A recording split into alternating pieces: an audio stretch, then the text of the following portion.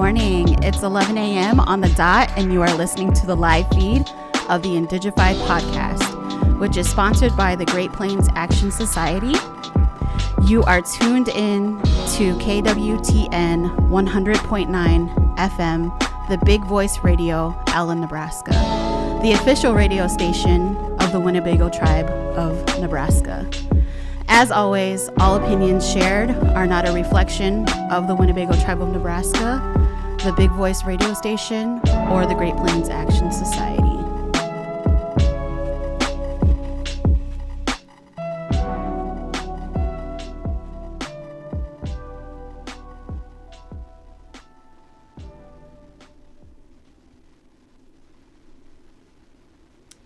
Hi, Napi. So today we're going to be diving into the Indian Child Welfare Act, also known as ICWA. We'll be talking about what it is, what it does, and what's currently going on with it on a legislative level. Before we do that, we'll do our morning check-ins. We're obviously one short. Brandon's not here today. It's his bye week. He does so much, so he gets today off. Miss Trisha, how are you doing today? I'm doing good. We had a lot of events with Great Plains Action Society. So we had the Native Youth Dance, and then we also had the Small Business Entrepreneurs event, which was great to see everybody plug in. And I believe we're going to have a series of events surrounding creating business plans, maybe commercial lending, things of that sort. So I'm really excited about that. My back is hurting because I was lifting all kinds of stuff. But yeah, no, I'm in a good mood, good energy. I'm really excited for today's conversation, just because I feel like I have a unique perspective, but I also know that you have another unique perspective too as well. Yeah, we definitely have different experiences with ICWA, so I think it's going to be a great conversation. I'm in a really good headspace too. I really enjoyed the small business event as well. I learned a lot from that, so I appreciate you putting that together. Definitely had some opportunities come my way because of it. So, success story. Yes, for sure. Okay, so what is ICWA? So ICWA is, again, the Indian Child Welfare Act. It was enacted in 1978 as a response to Native children being separated from their families in a large number. Of course, there's the controversy behind it as far as why were state officials separating us from our families in those large numbers. And then you had the private adoption agencies that were making good money off of us being adopted. So essentially it established a minimum standard for removing Native children from their homes. It required state courts to notify tribes when a Native child is removed from their family. It also required that in foster and adoption placement, preferences were first given to their immediate family, followed by their extended family, then other members of the tribe. And then if neither was available, the preference was for the child to be with a Native family in general, whether that was from a different tribe on a different reservation, just to keep us within our culture. So, Of course. I have heard that this is like the gold standard when it comes to states and child caseworkers, if you will. I've personally seen some of the things, that have happened in regards to ICWA in our own communities. And yeah, I'm really just ready to dig a little bit deeper into this because there's so many layers and there's so many different sides to ICWA. Right. But what is the backstory of where it's at currently? Because the Supreme Court is arguing ICWA right now. So do you have a little bit of background story to that? So it's kind of hard to pinpoint, right? Because you can go onto the Supreme Court's website and you can pull like the current doctrines and stuff that's being reviewed. And so when you pull up this case specifically, when you pull up this case specifically, it doesn't have any updates with it. So it's sitting in a case and it's up for review to be overturned so that ICWA is no longer a thing. But the fact that there isn't any updates to the public with what's going on with it just kind of makes me nervous, right? Because it's like, is this one of those things that one day we're going to wake up and it's going to be all over CNN and the news outlets like, oh, ICWA's been overturned. And it's like, wait, where were all the conversations and where was the inclusion of the public? And so, yeah, it's kind of hard to pinpoint what exactly is going on. But I believe it was in November is when it was first addressed publicly with the Supreme Court. But the actual doctrine itself dates back to like May of 2020. So yeah. So there was a lot of things going on in 2020. Let's just be honest. A lot of political things going on. So we have Jessica Engelking, who works with Great Plains Action Society. She has actually written an open letter in her campaign. It is, you can find that on greatplainsaction.org. So from what I understand, a white couple, the Brackens, fostered and tried to adopt a Native boy. But a Native family was found who were able to take him in, and he was placed with them. So on the basis of that, they tried to argue that that their constitutional right to equal protection clause was violated. And basically what the equal protection clause, it states that no state shall make or enforce any law which shall abridge the privileges or immunities of citizens of the United States, nor shall any state deprive any person of life, liberty, or property without due process of law. So for an example, for the ICWA, for what they're trying to argue is that based on their racial categorization, that they were not able to adopt the Native boy, which they felt like they were basically entitled to that, or, they're fighting for that. So herein lies the whole U.S. Supreme Court's argument of tribal nations being, from their perspective, racial entities rather than political or just tribal nations in general. Right. So what are your thoughts on that? So I think it's just, I don't know. I think it's all just really like scary for me because as tribal nations, we have all these rights that have been set, right? But then we've also have all these treaties that have been broken. So when something comes up that is for us to protect us and it's coming up to be like overturned and no longer exist, it's like, okay, what's going to happen after that? So if they overturn ICWA, what else are they going to overturn? What happens to our sovereignty? What happens to our tribal governments? And where are we going to go from there? Yep. So, and then just to add on to that, they've already taken down the abortion rights. Right.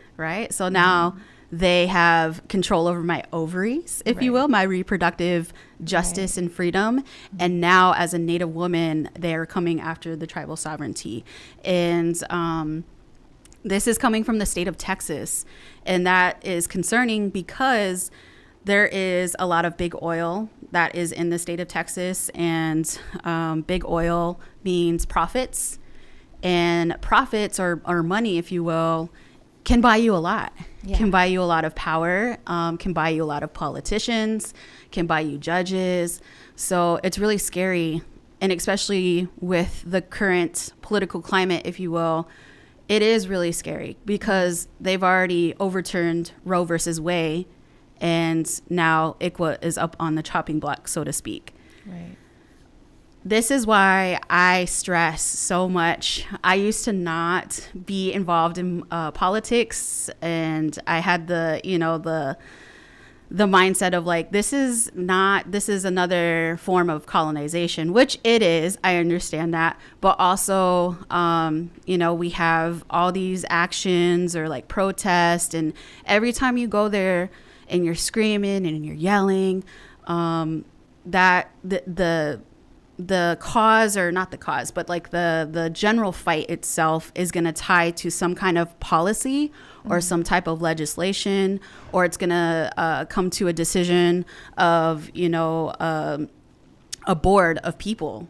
And so I just always highly encourage our Native communities to get involved politically and use your right to vote. I know it sounds it sounds weird for me to say that, because again, not really wanting to buy into those processes or those concepts. But at this point in time, if we don't engage with that, this is something that could possibly happen, and it's beginning to happen, whether it's reproductive freedom, whether it is tribal sovereignty, it's happening. So I just want to highly encourage all of the Native communities to use that right to vote, to not only just come to these protests and stand up and voice your opinions, but also running for positions. So that way you have a voice at the table and you're not just at the protest. And, not to say that that's not, just as effectively making change, but also when you are able to sit in the same boardrooms or in the meetings or those conversations and be able to sit across from the same decision makers that are making these decisions, you have some say. You're sitting at their table. And right. So that was something that was kind of new to me. So being on the Sioux City Inclusive Committee, it was kind of frightening at first for me, or like nervous. I was nervous. Right.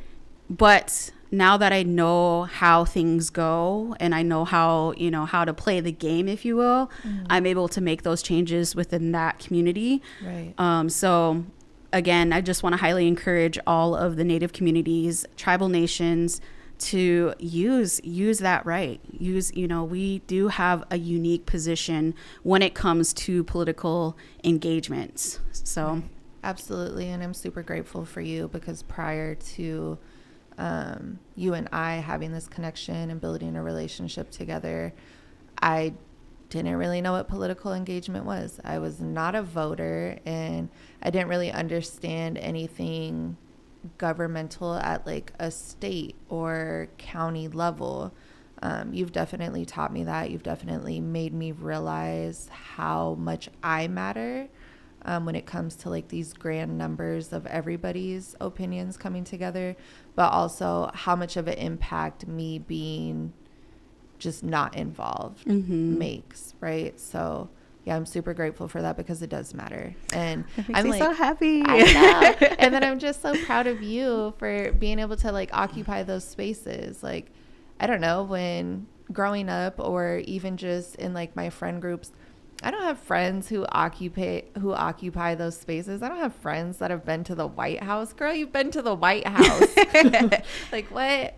But yeah, super grateful for you in the way that you've influenced me. And that's a big word. You've definitely influenced me to be better, and not to just be on social media and be like, oh, why is this happening to us? And I don't like this person and whatnot. No, it's actually, okay, why do I not like this person's opinions? Why do I not like this person's plans with their governmental influence? And what can I do to get them out of office, to get somebody else in office? And just knowing what's going on in these offices, in these beautiful buildings, and just caring about it. So yeah, you did that. Well, thank you. Thank you. But also to, and this is not to negate, like my thank you, but I do try to remain humble, but also like anybody can do this. I definitely come from a different background, if you will. And, I've been through some things in my life, which we'll get into here shortly. But anybody can do this. Anybody that wants to make physical change, or not physical change, I should say just change in general, that you are able to do that. And, don't let anybody ever make you feel that you can't do those things. You can. So But Absolutely. back to the conversation of ICWA. Right. So I know you've had some personal experience with ICWA and like the foster home system. Can you talk a bit about that? Yeah, absolutely. So I went and I became a ward of the state of Texas at 48 hours old. So when I was born, my biological mother was an addict. So I was born at home. And at that time, if you were a home birth, you were automatically tested for drugs. Obviously now, regardless of where you're born at as a baby, they do blood work and they make sure everything's straight, right? Well, back then it wasn't done unless there was, reasonable doubt, and they, really wondered, like, okay, is this child born with drugs in their system, and do we need to intervene? Well, since I was a home birth, they did that automatically. I did test positive for different drugs, and I was taken by the state, at which point my biological parents decided to sign over their rights to the state. I was in foster care for almost my first year of life, so I don't really remember it, obviously. But my foster parents were like older Caucasian people. I assume that they were great because Mary put me together baby books. So I had 2 baby books that were just photo books, and I looked really well taken care of, and it seems from the pictures that I was loved by them. But she put me together this one book, and it's called The Story of Me. So it's almost like a little scrapbook, and it's super cute. But it has like my pictures in there, but it also tells the story of how I ended up in their home. So it was really great when I had got older and I started to put the pieces together, and I had asked my Gaga, my grandma, if I was adopted just out of nowhere. And so when she brought me that book, it just kind of put everything together for me in a way that at my young age, because I think I was like 9 when I started noticing like the difference in my appearance and her appearance. And but yeah, so it was great. So first year of life, pretty much in foster care. I was adopted before my first birthday because I obviously have my first birthday party pictures with my family. So the state of Texas had deemed me unadoptable because I had health issues. So for them, hold on, there's something floating, just floating in the air. So for them, because Eagle of my feather. health, right, real sacred. The spirits are with me in this moment. So with the state of Texas, they basically were like, you are going to be in foster care. You are going to be under our eyes for your entire life because you have these health issues, and we're not going to let you go. So I believe it was my grandma, my maternal grandmother. So my mom's mom had reached out to her sister and was like, hey, my grandbaby's in the system. This happened. Like, I need your help. So, native way, my grandma's sister is my grandma. So, my grandma ended up using ICWA to fight for me. Even though the caseworkers were like, no, she has health issues. She can't be adopted. We have to keep her in our care. She was like, no, like, that's my baby. That's my granddaughter. I'm coming for her. And because of this law, you're going to let me. And so they did. They adopted me. So my grandma and my grandpa became my mom and dad. And they raised me. And I'm super grateful for that. And I'm super grateful for the way that my mom fought for me. Like, the way that she tells me, like, what happened in the story, it's just so powerful that she was able to do that. Like, she said she just showed up in Austin one day. She had called the lady, and the lady was basically, the caseworker was basically like brushing her to the side. And my mom was like, well, I'm already here and I'm going to be at your door in a couple minutes. I'm coming to get her and I'm not leaving without her. And Oh I'm just my like, gosh. okay, girl, go ahead. So, Man, let's take a moment to shout out to all the grandparents that do that. Because like I said, there's so many layers to that. And something that I would like to talk about is also like coming from the parents' perspective. I know there is a lot of challenges that we face, but also our grandparents are supposed to be grandparents. They are not supposed to be necessarily child rearing. I think to be an elder, you should be able to enjoy that. And I'm not saying that elders can't actively be a parent, if you will, but also, we have responsibilities as mothers and fathers to our children to be there every step of the way, whether it's financially, emotionally, physically there. So, but that's, again, I'm not trying to knock necessarily anybody, because I know that it's hard. It's hard to be Native. But also, like, we have to pull ourselves up and we have to make sure that we are there continuously for our children. Because if not, again, if you're not paying attention to what's going on in today's world, today's society, it's a threat. There's things that are going on, and we need to pay attention, and we need to start making those things right again, you know. Absolutely. There's the balance, if you will. Yeah. So I think that was man, that just gave me shivers, like, for grandma to show up and be like, no, like, this is my baby and I'm taking my baby back home. Right. And then how powerful for her to just know, like, she knew that ICWA was there. She knew that she could easily just be like, hey, this law is in place and you're not going to tell me no. If you're not going to allow me to adopt her, she at least needs to be in my home. I'm an immediate family member. I'm stepping up, and this is where she needs to be. So I'm just like, again, going back to like political engagement, it's so important to know our rights and to know what we have to protect us and knowing how to utilize it. Yeah. Yep. So I want to get into kind of my personal story. Yes. So, and I've been like, oh man, it is, yeah. So I'm ready to share this with the world, if you will. So I was adopted right when I was born, and my auntie is the one that adopted me.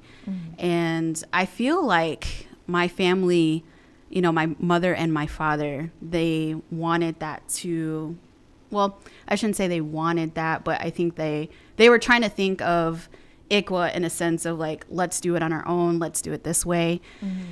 And so I had this connection, to my family, but obviously I was a baby and then just growing up. And so I was adopted by my auntie. My auntie was married at the time to a non-native, and a non-native with a lot of, money, if you will, or financial, means of supporting, just himself and the household. And so they end up divorcing. And so I ended up staying with the non-native and being in the non-native home. And therefore I got to basically go to like private Catholic school. And that was just, at the time, it wasn't anything different to me until I started getting older and noticing like, why am I the only brown girl, if you will, in these school settings. Right. And I don't think it was, I don't think none of my classmates had ever made any comments or anything like that. But I also wonder, like, what were they thinking, So, and I had a really good upbringing as far as, having the financial stability, a home, over my head. But also I was lacking the cultural competency, if you will. Yeah. And not knowing what it meant to be ho-chunk. And then also, like, now that I am an adult woman, I am now just figuring out, the real kind of story behind of what truly happened. Right. And for me, it was always hard for me to fit into different places or spaces. And, you know, I still carry that, a little bit of that with me today. But I love my Auntie Sarah. I love my Kaka Vi, because they were able to sit me down and give me that history of my Ho-Chunk side. You know, this is who you are and this is where you come from. Shout out to Kaka Vi, because she is the one that gave me my Ho-Chunk name. And, you know, it just, it makes me emotional because, you know, there is power behind that. And, you know, I feel like, you know, coming back home to the home here, as in Winnebago, it meant so much to me. And, you know, it's really funny sometimes because some people are like, gee, not that sacred, or, you know, like poking fun at me. And obviously, like, they know I didn't grow up around here. I know that too. Thank you for telling me, you know. Right, yeah. But, you know, I do my best to try to, you know, learn the cultural ways and learn these stories and having the resources. I think filming the Ho-Chunk Renaissance language videos has been very helpful. That was something that I wasn't necessarily like, you know, that wasn't why I pursued to that goal of, you know, filming with them. But it happened naturally. And so I think what I'm trying to say is that I feel like there is a lot of me. There's different versions of me that are out there that, you know, want to reconnect, but maybe they're scared, or maybe, you know, they don't feel like they belong. And it is scary, because to come back to the homeland, if you will, and not really grow up here, it is scary, because I know that I didn't grow up here, but also I know this is where I belong. And this is like, you know, just coming to these realizations as an adult Native woman. You know, I'm so thankful to my sister Jess, because she is the one that literally had came and got me when it was go time. You know, when I was just going through a lot of things in Waterloo. She was the one that was always there for me, and she is the one that was the link to my cultural identity, to learning some of the basic teachings. And, you know, again, I have social anxiety. So it is so incredibly hard for me to like say hi to people, or like, you know, like, hi, I'm Trisha. And then, you know, and yeah, it's a whole big thing. And I feel like, you know, reconnecting with my father at this point in time in my life, he shared with me that, you know, he's like, no, I wanted you. I want you to know that I wanted you. Right. It was never, you know, I didn't want you to feel that way, but, you know, you should know, you know, how I felt, you know, from the father's perspective. And so my dad is Pima and Meskwaki. And he shared with me that he wanted me to stay with him, but he was also suffering with alcoholism. And so he felt that he wasn't in the best, you know, stage of his life to take that on. And so again, you know, and this is just to encourage, you know, our Native parents again, like, you have every, you know, every way of just like, you know, I don't want people to feel like they can't get the help, right, if you will, right, because our children need it. I'm now an adult, and I'm still struggling with, you know, where do I fit in this world? You know, I'm so weird at times and so awkward, and, you know, and not really knowing where do I fit, you know, right. And I don't know, I guess in the sense of Ikwa, you know, he could have used that, but also he knew that he wasn't at that stage in his life where he could take that on. Right. So again, different layers, different dynamics, you know, and that kind of ties into also, you know, doing what's best for you and your children. So now that I'm an adult, I can determine what's best for my children. Right. And, you know, sometimes family dynamics are not the best, and you have the power to break those generational curses. Absolutely. So, yeah, that's my TED Talk. Thank you for coming.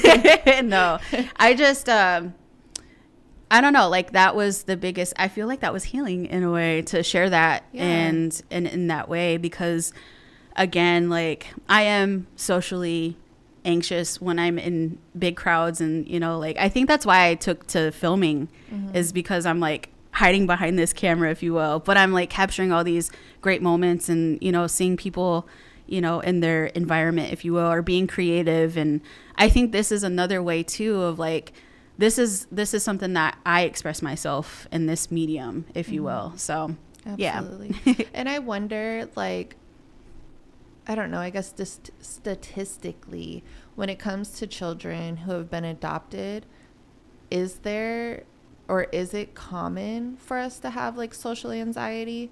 So, because I'm very outgoing. I'm a very outgoing person naturally, but on the inside, I'm like cringing, right? And then when you take it to like our cultural level, right? When you're around people and you introduce yourself, generally the first question they'll ask you is, who are your people? And I'm like, okay, well, so I have two sets of people, like, which one do you want? Because you're going to recognize me and you're going to be like, oh yeah, I remember you. Last time I seen you were just this big running around the powwow grounds. You're going to remember me if I give you my, it's so weird for me to say like grandma, grandpa's names because they've always been mom and dad. So if I give you my mom and dad's names, you're going to recognize me from that. But if I give you my biological mom's name, because she's a Winnebago woman too, you're probably just going to look at me like, oh, okay, because nobody knows her up here. She didn't grow up here. She's a Texas woman. She grew up in Texas. That's where she's from. So it's always, I don't know, it's like an awkward thing for me, right? So I always introduce myself with my mom and dad because this is where people recognize me from. But that also ties back into like what you were saying as far as like, where do I fit in? I have these different identities. When I was 18, my mom sent me to my biological mom in Texas because I was making really poor choices. And she was like, you need this experience because this is the path that you're heading down. You're making the same choices that your biological mom made. And you know, when she would get upset with me, she would always be like, you're just like your mom, you know, which has like its own trauma in it. And it's something that I've had to learn how to be like, okay, and give my mom grace for, because was she trying to hurt my feelings? No, she was more or less, I almost want to say instilling like a sense of fear in me, because no one wants to be an addict. No one wants to be an absent mom. Yep. No one wants to be in and out of the prison system, right? So it's supposed to instill this fear, but it kind of just, it made me feel a hurt, right? Because then I would be like, well, maybe I want to be like her because I don't know her. So, you know, maybe she's actually a really great person and you just don't view her as being, you know, because I was young and I'd be like, oh, you don't like her because you just don't. No, girl, this was this woman's auntie. Like, she knew her and she loved her, but she also understood that she loved me and it was her job to keep me from going down that same path. I wasn't taken out of that home and put into these different experiences to make those same mistakes. So at 18, I had met her. I didn't plan on meeting her. So I actually went to my oldest sister, and that's who was supposed to help me get my stuff together and get back on the right path. But it's funny, and we laugh about it now. It wasn't funny in the moment. I was like, I need to go back to Iowa. This is not it. But my sister picked me up from the airport, and she was like, so do you want to go meet mom? And I was like, no, because at that point I had only spoke to her once in my life, and it was on my 11th birthday, and it just didn't go good. It was not a good experience. So I was like, no, I don't want to meet her. Like, why would I want to meet her? I don't know her, and I have all this resentment towards her, right? Well, my sister was like, yeah, you're going to meet her, and just kind of like pulled up at her house. And it was crazy because as soon as I seen her, like all that resentment just kind of left my body. And I was like overcome with emotions, but I was like really happy to meet her. But it was like weird because I looked like her and I had never made that connection in my life, right? Like throughout my childhood, I always looked different. I was light complected. My family is not light complected. They're dark complected. I had like sandy blonde hair growing up. Have you seen that meme where it's like the sandy blonde kids that are like mixed race are like the worst? And I was like, yeah, that was me. But so like to meet her and to feel like this sense of like a new identity, I was like, oh, wow. I like fit in here. I look like my sister. I look like my biological mom. My oldest brother was there. I was like, I look like him, except he's like 6'7". He's enormous. I'm tall, but I'm not that tall. But to get like that part of my identity back was really cool. Of course, I ended up going through traumas because my mom lives a traumatic lifestyle. And unfortunately, as much as she loves us, she's going to cause her kids hurt because in our egos, we have these expectations for her as a mother.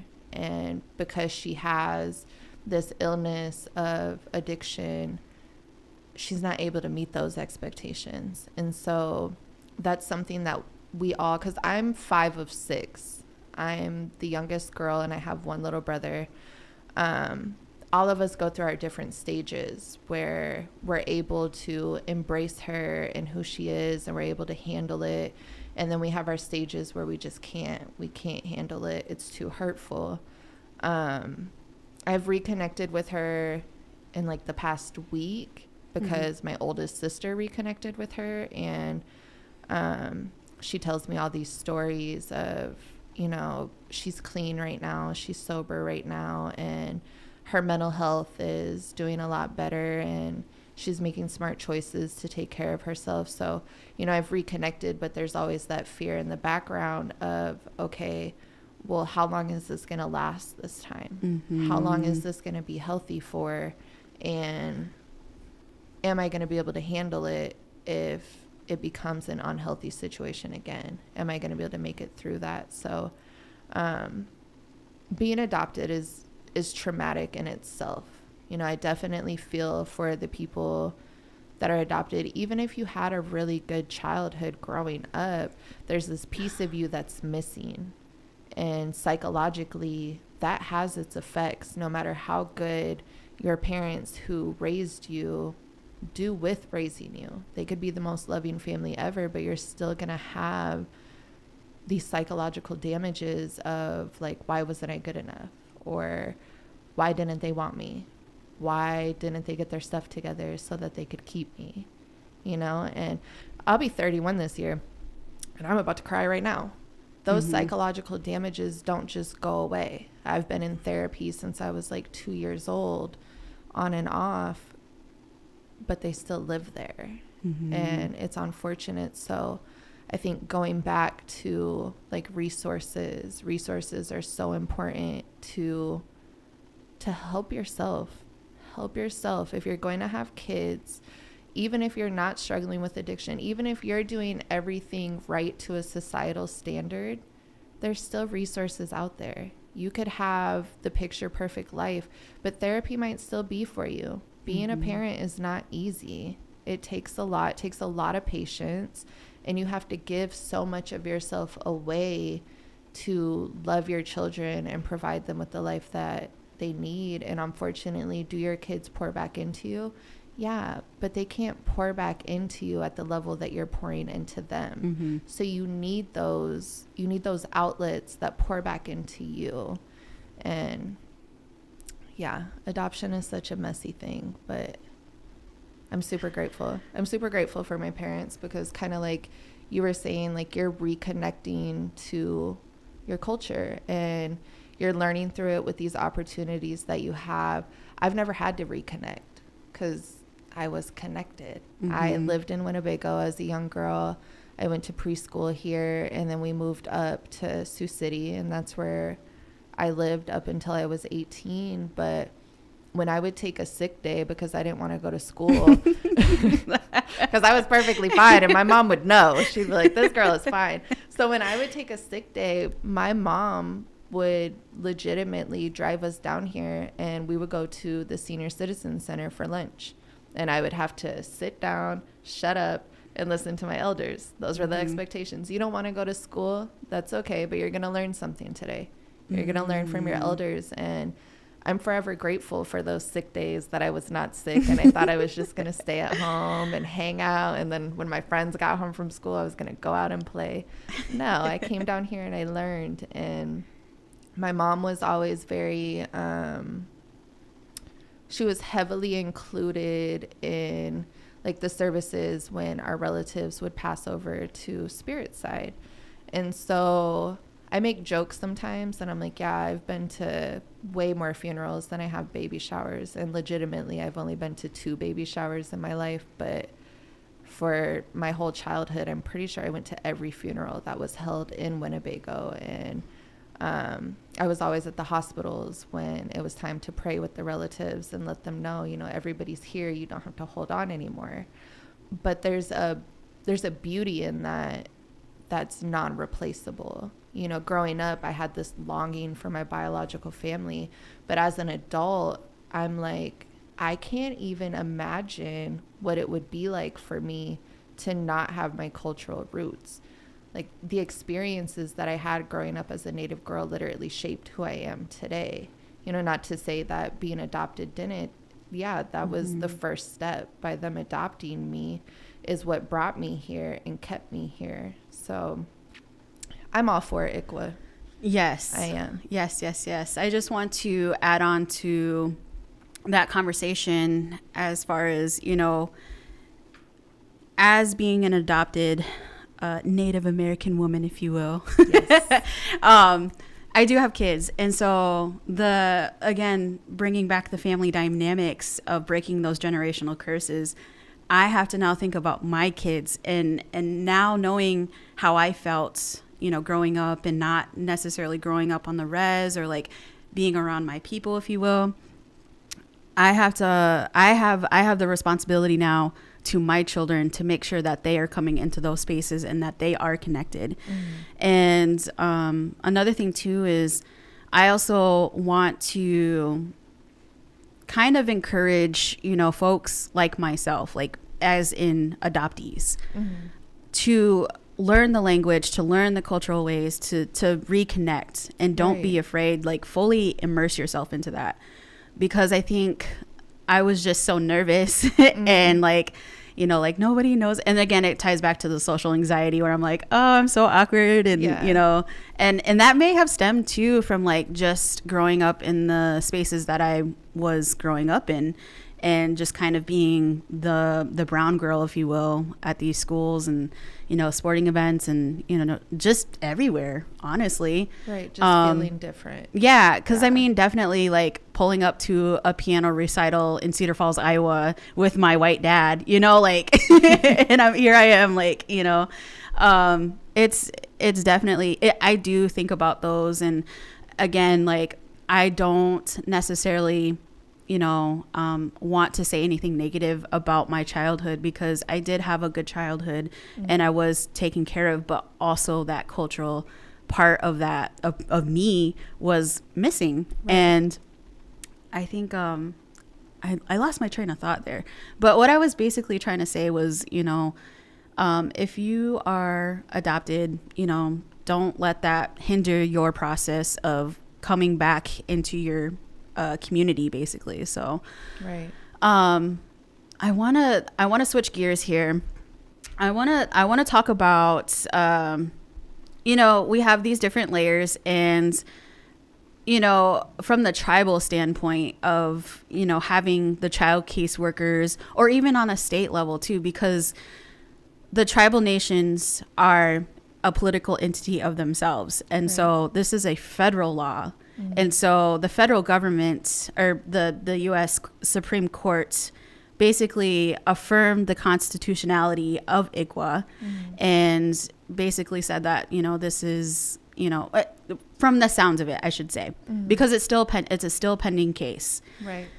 But also there is the state side of things. So even if the federal government were to say, this is constitutionally okay and we're going to keep this law, we also have the state, side of things. So it's always scary to think of it, we have these checks and balances, if you will.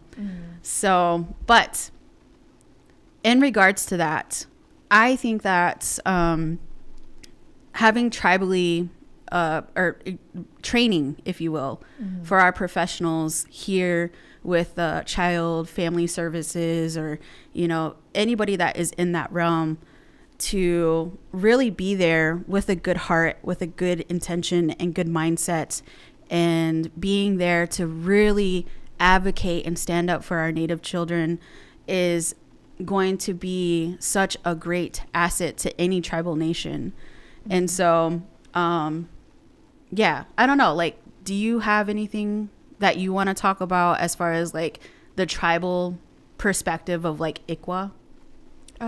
I guess there's really not a lot that I can say because I don't understand it from that level. I never had a caseworker here. I only had a caseworker in Texas that was non-Native. And I've never really been included, but I do know one thing that like makes me happy is when I go into like different buildings here. Like you have the bulletin board, right? And on the bulletin board, there's like a flyer where they're looking for families here to foster children from here, from Macy, from surrounding reservations.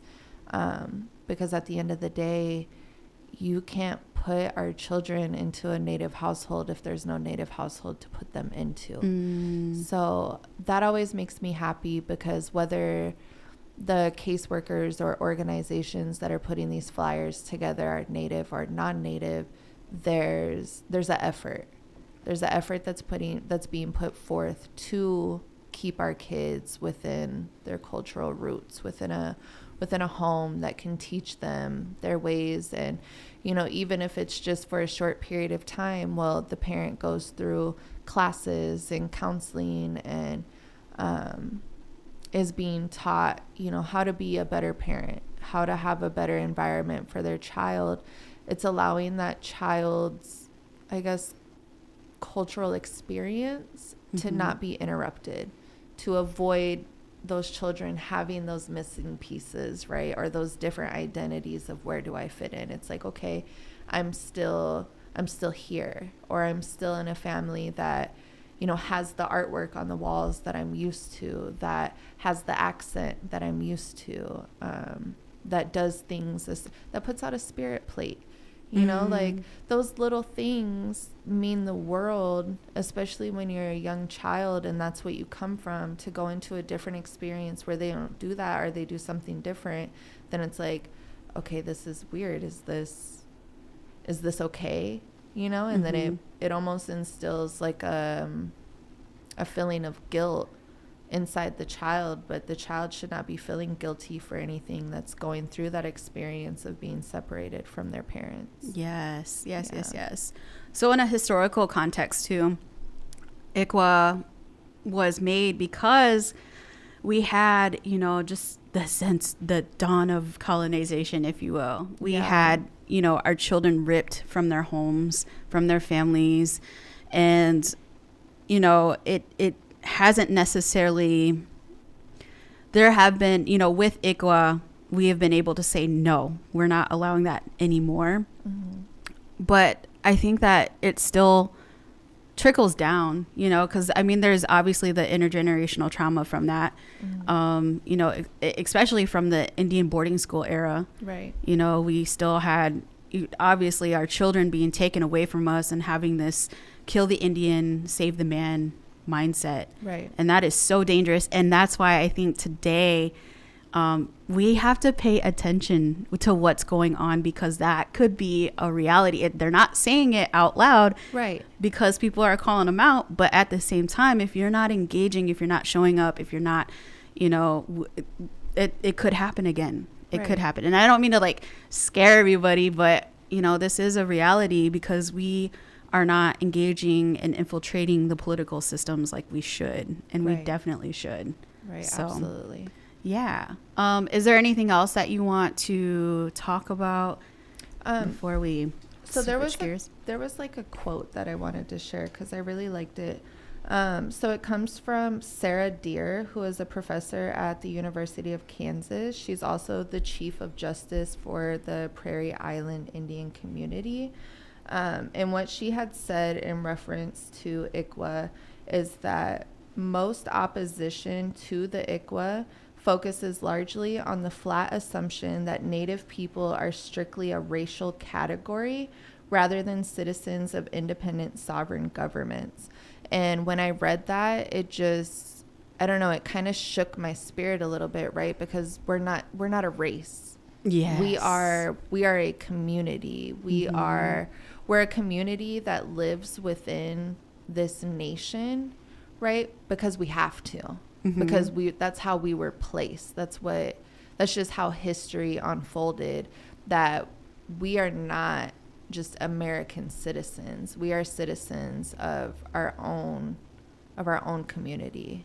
So I really loved that. I really loved the way she said that. So yeah, so there is a comment on the live stream, and it says, our Winnebago Tribal Nebraska tribal courts have our familial connections built into our law, but the issue is for folks who live off the reservation, which majority do. And that is interesting, because again, it comes down to the jurisdictions of, the federal, then you have the tribal, then you have the state.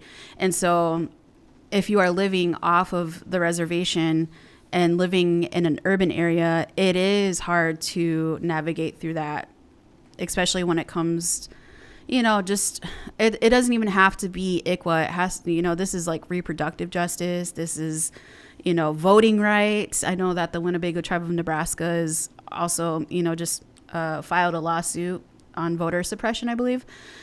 And so, yeah. Thank you for sharing that, because I do. Absolutely. We still are. It's not a racial. We are not a racial group, if you will. We are sovereign nations. We have our own way of government and doings, and sometimes those create, some people bump heads on those specific issues, which is fine. That's we can do that because we're tribal nations. We can do that, and so I'm just really hoping that people get plugged in, and I think if you wake up and you see what's going on, this should concern you. You know. So, is there anything else that you would like to? Any closing remarks? Well, I guess addressing the comment as well. So, that's my experience. I came from Texas. My mother did not live on the Winnebago Reservation. She lived in Austin, Texas. But again, that's why it's important to know our rights and to know what type of laws are behind us to help us in the process. Because had my grandmother not known about ICWA, I probably would have aged out of the system versus being brought home and being raised in her home with her. My family could have been like, oh, well, her parents already gave up their rights. There's not anything we can do about it. No, there's still stuff that you can do. And it's just important to know what it is, because you can have these caseworkers that are not the nicest people and are not trying to help. You can have judges who don't really care to hear your concerns. But if you can sit there and you can be like, okay, but this law is in place, that is taking your power back. You're saying, no, you're not going to tell me no, because this is here and this is what it's for. It's to help this child, my niece, my nephew, my little cousin, my grandchild.